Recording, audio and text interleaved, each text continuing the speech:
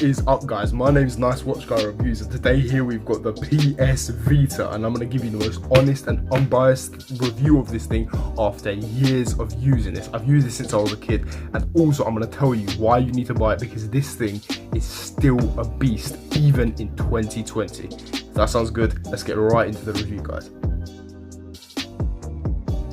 Starting off, this thing is basically a PS3 in your hands, and for its size, it is so incredibly powerful. I absolutely love the fact that you can pretty much get any game you had on your PS3 on this. Guys, I've had so much fun with this thing, especially when traveling. You can have so much fun. This thing is a godsend when you're chilling in the car, going to like a holiday with your family or something when you're a kid. This was such fun. I remember playing Street Fighter X Tekken on this for hours when traveling with my family. I could spend 3-4 hours playing with this and I would never get bored. This is how much fun this thing was to me and how integral this was to my childhood. I love this thing. I remember I lost this thing once and I nagged my mum for weeks to find it until she finally found it, and then I was relieved. But that was probably one of the most scariest times in my whole childhood. Let's get into the specs of this thing. Getting into the specs, this thing is powered by a quad-core ARM Cortex A9 CPU with 112 megabytes of RAM. I know that's a mouthful, but basically this is super strong. It also has a quad-core GPU with 128 megabits of RAM. This means that it basically has more memory than a PS3, and I clearly noticed this playing with it as a kid, and I'm sure you did too.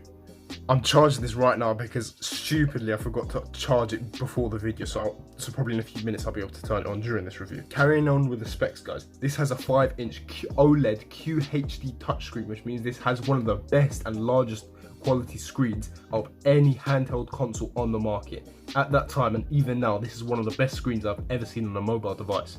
Sony basically kept the same button layout as from the PSP. They kept the PS buttons, the X, the triangle, the square, and the circle on the right. They kept the D-pad on the left, the PS button on the left, and the select and options on the right. All they added was one extra analog stick, which basically gives you more control of your character, more functions, and it basically makes the experience a whole lot better. They had also added one extra revolutionary thing. If you turn it over on the back, it has this screen here, which basically you probably wouldn't think that this is anything, but actually this is a touch screen. So when your fingers are naturally resting on the PSP, you can touch the back of the screen for an extra control. Alright guys, moving on to the cons. The first con of this is the PS Vita takes a couple seconds to open up, which isn't really a big deal, but after a long while it gets annoying and the time racks up after a while. One of the most obvious things about this is it's quite massive. Around the house it's fine, but when you're traveling you better have massive pockets or a bag. The overall interface of the PS Vita is quite cartoony, but for my young self it was probably perfectly fine. But I will say it runs extremely smooth, and that's probably because Sony's keeping one of its CPU cores in reserve. So I will say this is extremely smooth. Speaking of smoothness, it is very clear the Vita has tons of power, and I rarely or never experience any lag or unresponsiveness. And those stats and those type of CPU and that type of power was amazing back then, but it's still brilliant now for a handheld device. And as you can see, it's out of charge. I've been using this so much even in 2020. In the lockdown, this has been brilliant. I can use my PS4 in my room, yeah, that's fine, but I can use this anywhere around the house because it's like a PS4 in your hands and you can take it anywhere you want. Now, if we're talking about the back and front cameras, the PS Vita has some decent cameras, but both cameras max out a resolution of 640 by 480. Now, in good lighting, the cameras are decent, but in low lighting, the cameras get really grainy and it's not good. The PS Vita has two ways of playing the games. You can either get these SD card size cartridges with games on them, which you can insert on that part there, or you can basically buy games online from the PS Store. Let me just get that in. I'll keep it in, man. There we go. There we go. In addition to this, you can play PSP games, PS1 games, PS2 games, PS3 games, PS4 games, and in addition to this, they also included apps like YouTube, Netflix, Twitter, and many more.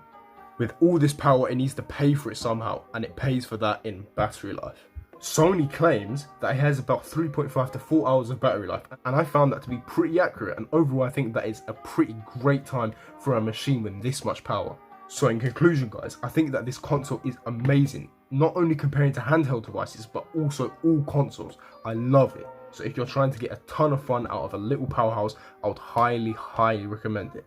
Remember, if you want to check out the most updated prices so you don't get scammed anywhere, I've got my links in the description. with the most updated prices. So if you want to check this Vita out, go click them. Alright guys, that's been me, the Nice Watch Guy, and I'll see you guys in the next video. See you later.